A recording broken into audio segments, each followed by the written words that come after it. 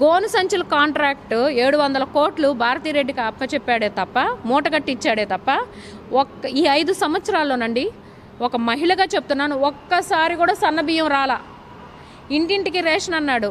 ఏ రోజు కూడా ఈ 5 సంవత్సరాల్లో వీధి చివర బండి ఉంటే మేము వెళ్ళి తెచ్చుకోవడమే. మళ్ళీ దానికి కూడా ఒక టైం పెడతారు వాళ్ళు.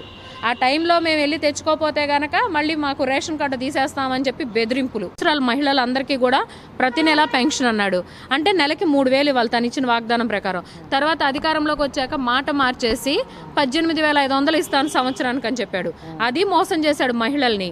మరి డ్వాక్రా మహిళలు ఆ రోజున పాదయాత్రలో ఉన్నప్పుడు జగన్మోహన్ రెడ్డి నేను 10 లక్షల వరకు రుణాలు 0 వడ్డీ కింద ఇస్తాను అని చెప్పాడు.